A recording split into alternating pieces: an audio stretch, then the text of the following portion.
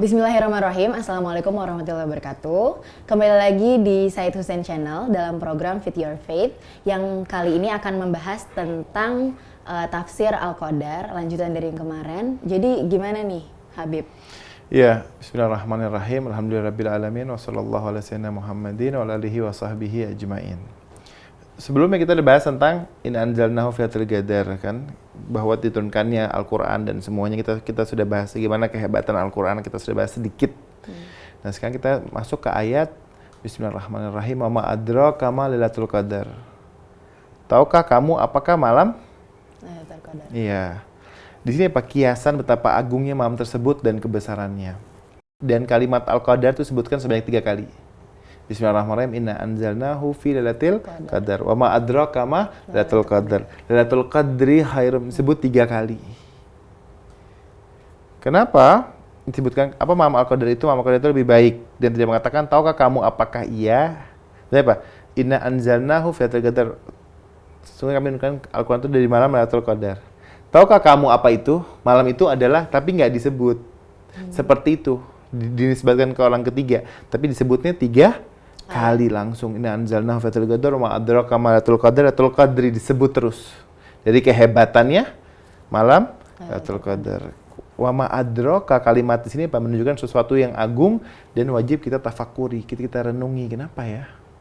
Tahukah kamu sih Lailatul Qadar itu sampai Allah tuh ada pertanyaan seperti itu untuk manusia itu menerima siap dan untuk selalu direnungin dari mulianya malam Lailatul Qadar. Misalnya nih dalam surat lain, Bismillahirrahmanirrahim, Al-Qari'ah, Mal-Qari'ah, wa ma adraka mal-Qari'ah, diulang 3 kali. Apakah hari kiamat itu? Tahukah kamu apakah hari kiamat itu? Pada hari itu manusia seperti aneh-aneh yang bertebaran. Diulang 3 kali. Apa hakikatnya? Merupakan isyarat betapa besarnya peristiwa tersebut dan tidak dapat digambarkan oleh ilmu pengetahuan.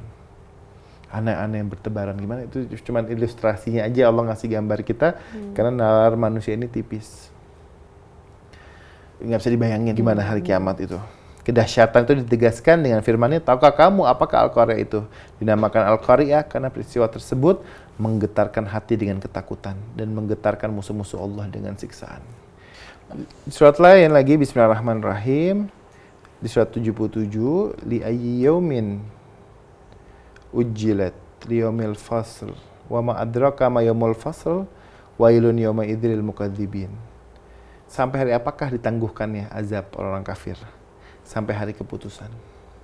Dan tahukah kamu apakah hari keputusan itu? Kecelakaan besarlah pada hari itu bagi orang yang mendustakan. Jadi diulang Allah 3 kali selalu. Sebagai apa? Penting. Ini agung. Ingat terus, tafakur terus. Fahami.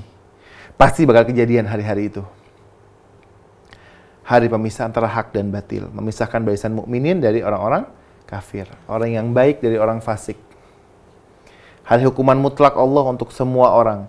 Dalam ayat terakhir, Allah mengancam para pendusta pada hari kiamat dengan ancaman berat dengan firman-Nya, kecelakaanlah yang besar pada hari itu bagi orang yang mendustakan. Itu celaka. Dia mendustakan tentang Allah, Rasul, dan hari itu, hari kemudian.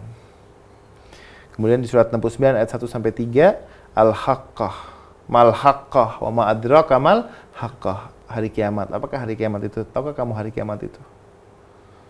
Jadi firman Allah ini bencana. Apakah bencana itu? Untuk menunjukkan sesuatu besar, yaitu urusan kiamat. Jadi ulang 3 kali sama seperti surat Al-Qadar.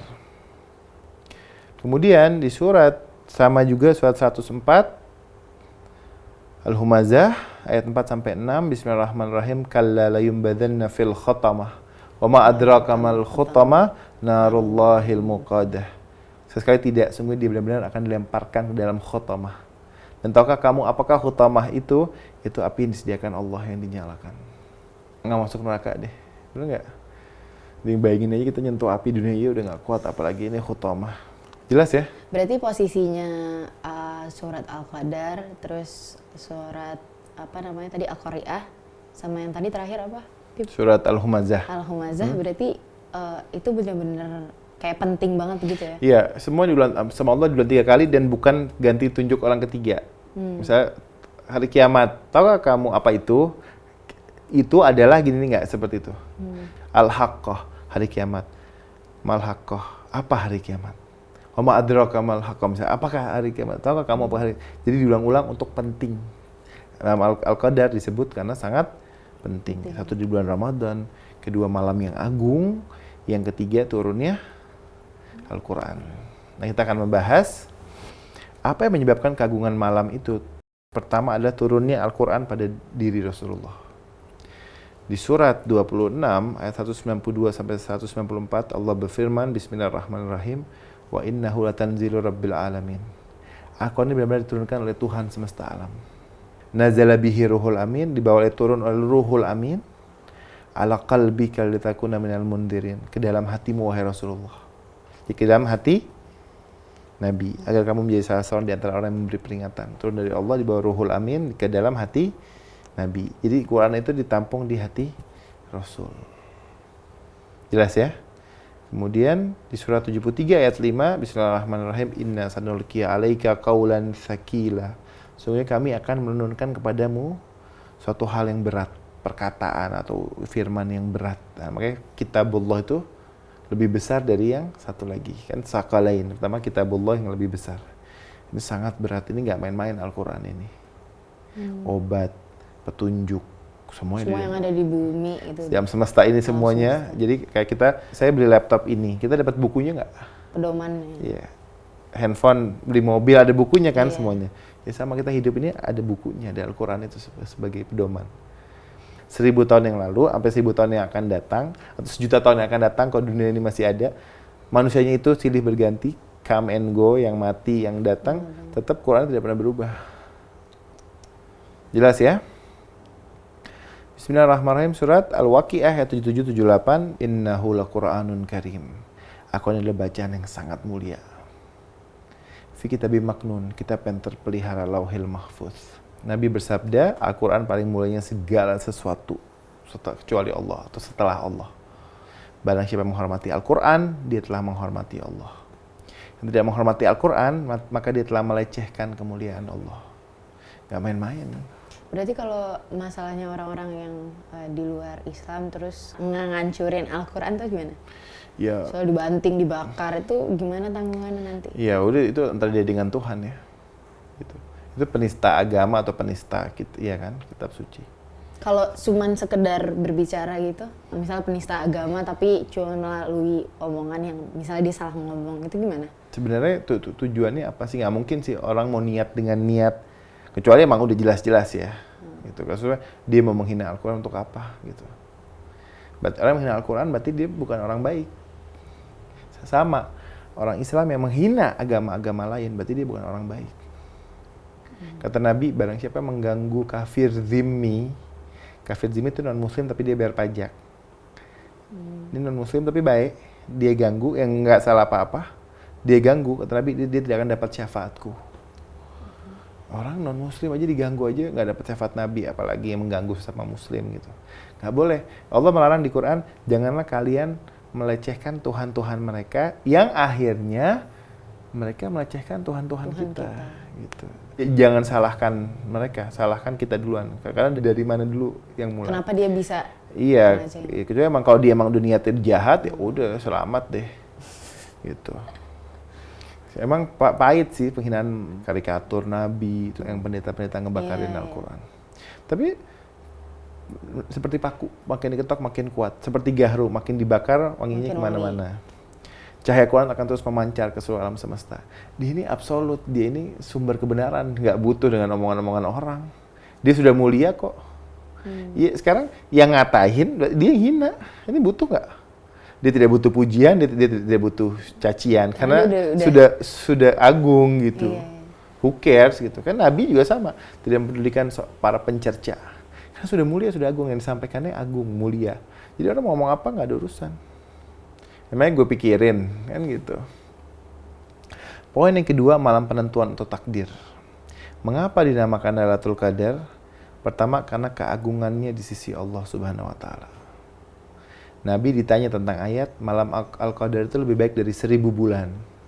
Apa yang harus aku lakukan?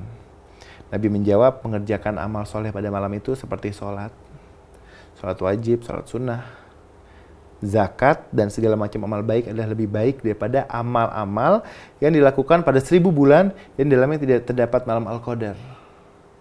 Difahami nggak? Misalnya apa? Dia beramal di malam itu lebih baik daripada apa? Dia beramal di 1000 bulan yang tanpa ada Al-Qadarnya. Kalaulah Allah Subhanahu wa taala tidak melipat gandakan bagi orang mukmin, niscaya mereka tidak akan tercapai surga. Yang bisa sampai surga dari mahal itu surga, makanya dikasih sama Allah amal-amal soleh yang mengerjakan amal ini pahalanya seperti pahala ini. Itu yang Nabi itu mengajarkan apa? Itu dikasih sarana buat umat Nabi. Akan tetapi kata Rasul, Allah melipat gandakan kebaikan bagi mereka. Berarti rugi banget dong kalau misalnya kita ngelewatin malam Lailatul Qadar. Kayak udah dikasih hadiah sama Allah tapi kita nggak gunain semaksimal mungkin. Rugi banget. Di kajian makna siam tuh episode sebelumnya tuh Habib bahas, sungguh merugi, celaka, nyesel. Orang yang dengan berlalunya bulan Ramadan tapi dosanya nggak diampuni oleh Allah. Dengan semua nafasnya, tasbih, tidurnya, ibadah. Makanya di doa perpisahan bulan Ramadan tuh yang diajarkan oleh Rasul itu disebut, ya Allah, dengan berlalunya bulan ini maka berlalu pula dosa-dosaku ya Allah.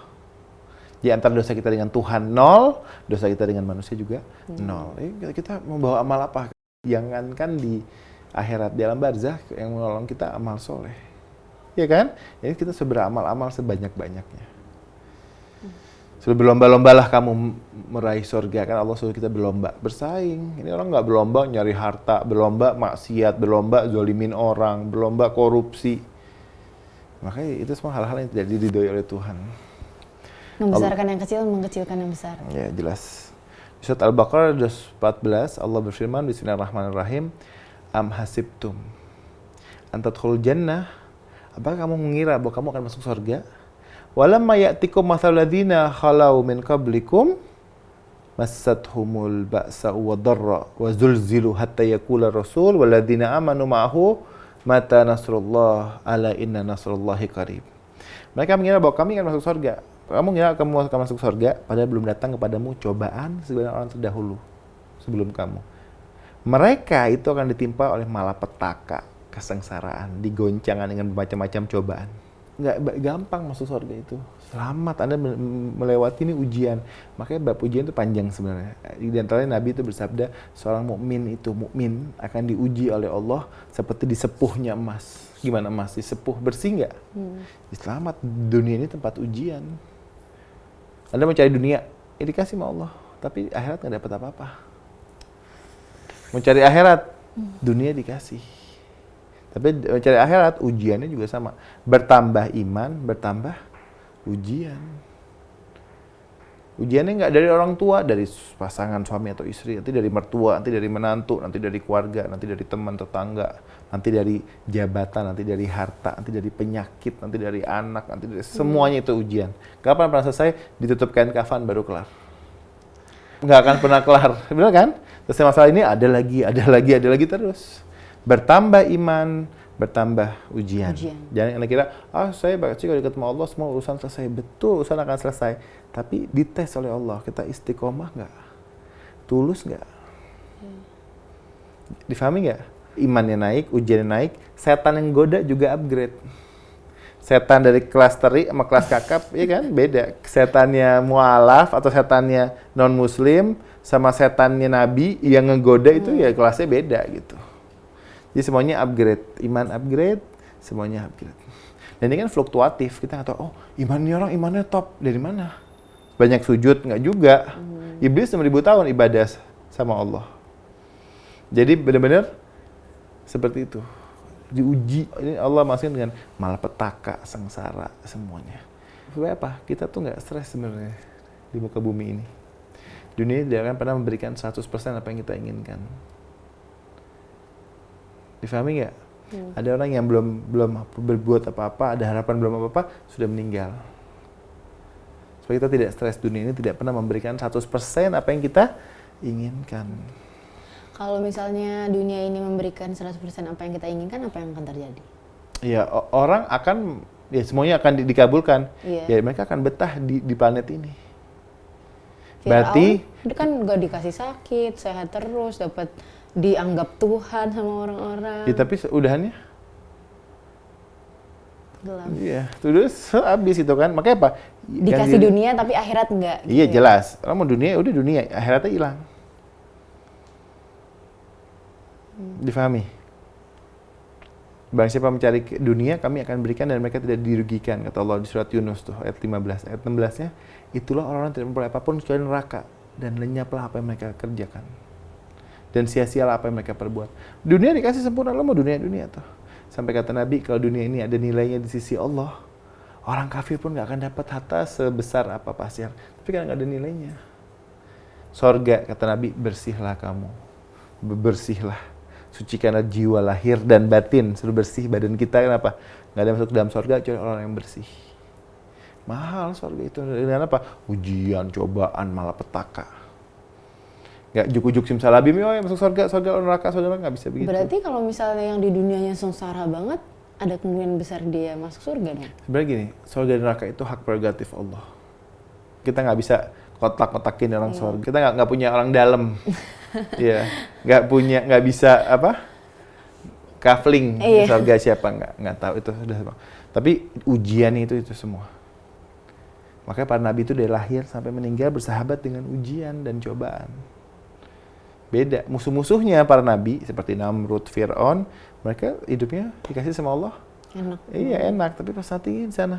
Makanya kalau dunia ini dikasih 100%, tadi pertanyaannya Mosya, orang akan betah di dunia ini dan akhirnya berarti tujuan kita hidupkan di dunia. Bukan seperti itu. Di dunia kita dihidupkan, untuk akhirat kita diciptakan. Tujuan kita untuk ke akhirat. Dunia ini cuma tempat yang lewat. Orang umur berapa sih? 60 tahun, 70 tahun, 80 tahun. Anggap paling lama itu hitungan jari 100 tahun. Di alam barzah yang udah meninggal 1000 tahun yang lalu, ngapain tuh? Iya kan? Jadi kalau di alam barzah tuh lebih lama dari dunia atau lebih jelas, iyalah. Alam barzah itu tidak terikat dengan ruang dan waktu. Dan Habib nggak mau bahas di pembahasan ini. Nanti kita lanjut lagi pembahasan Al-Qadar. Habib kira cukup sampai episode ini dulu deh, segini dulu. Terima kasih Habib tentang penjelasan tafsir Al-Qadar. Semoga ilmunya bermanfaat buat teman-teman yang nonton juga di rumah. Untuk teman-teman, terima kasih sudah menonton Said Hussein Channel. Semoga bermanfaat ilmunya untuk teman-teman semua. Jangan lupa untuk di-like, di-share, dan juga di-subscribe. Bagi yang ingin bertanya, bisa langsung aja komen di bawah. Thank you for watching. Wassalamualaikum warahmatullahi wabarakatuh.